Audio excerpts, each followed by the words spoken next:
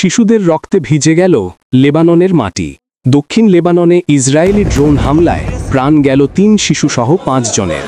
লেবাননের দক্ষিণাঞ্চলে ইসরায়েলের ড্রোন হামলায় ৫ জন নিহত হয়েছেন। তাদের মধ্যে ৩ শিশুসহ ৪ জন যুক্তরাষ্ট্রের নাগরিক বলে জানিয়েছে লেবানন সরকার। ওই হামলার বিষয়ে ইসরায়েলের সেনাবাহিনীর পক্ষ থেকে বলা হয়েছে, তারা লেবাননের দক্ষিণাঞ্চলীয় শহর বিন্ত জোবেয়েলে হিজবুল্লাহর একজন অপারেটরকে লক্ষ্য করে হামলা চালিয়ে তাকে হত্যা করেছে। এই হামলায় কয়েকজন নিরীহ বেসামরিক নাগরিকও নিহত হয়েছেন বলে স্বীকার করেছে ইসরায়েলি বাহিনী। সেনাবাহিনীর পক্ষ থেকে এক বিবৃতিতে বলা হয়, নিরীহ ব্যক্তিদের কোনো ক্ষতি হয়ে থাকলে আইডিএফ দুঃখ প্রকাশ করছে। তারা যতটা সম্ভব ক্ষতি কমানোর চেষ্টা করে থাকে। ঘটনাটি পর্যালোচনা করা হচ্ছে। একটি ড্রোন থেকে 2টি ক্ষেপণাস্ত্র নিক্ষেপ করা হয়। সেগুলো একটি গাড়িতে আঘাত হানে। নিহত বাবা ও তার 3 সন্তান গাড়িতে ছিল। হামলা নিয়ে লেবানন পার্লামেন্টের স্পিকার নাবিহ বেরি বলেন, হামলায় নিহত ব্যক্তিদের মধ্যে বাবাসহ তার 3 সন্তান রয়েছে। তারা সবাই যুক্তরাষ্ট্রের নাগরিক। হামলায় নিহত শিশুদের মা গুরুতর আহত হয়েছেন।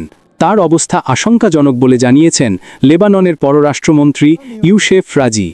এ বিষয়ে মন্তব্যের জন্য সিএনএন যুক্তরাষ্ট্রের পররাষ্ট্র দপ্তরের সঙ্গে যোগাযোগ করেছে।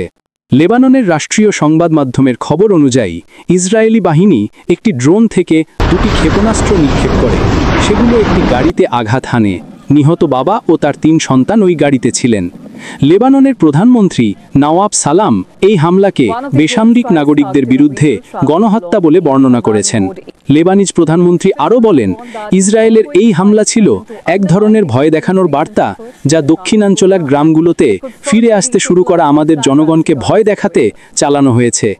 জাতিসংঘের শিশু বিষয়ক সংস্থা ইউনিসেফ বলেছে, দক্ষিণ লেবাননে এক পরিবারের 3 শিশুকে আকাশ থেকে হামলা চালিয়ে হত্যার ঘটনায় আমরা হতভাগ ও ক্ষুব্ধ। শিশুদের ওপর এ হামলা অযৌক্তিক ও অগ্রহণযোগ্য। ইউনিসেফ আরও বলেছে, কোনো শিশুর জীবন দিয়ে সংঘাতের মূল্য চোকানো কখনো উচিত নয়। প্রতিটি শিশুর সুরক্ষার জন্য অবিলম্বে শত্রুতা বন্ধ করতে হবে। যুক্তরাষ্ট্রের মধ্যস্থতায় ইসরায়েল ও লেবাননের সশস্ত্র গোষ্ঠী হিজবুল্লাহর মধ্যে একটি যুদ্ধবিরতি চুক্তি হয়। তা সত্ত্বেও ইসরায়েল লেবাননে হামলা চালানো অব্যাহত রেখেছে।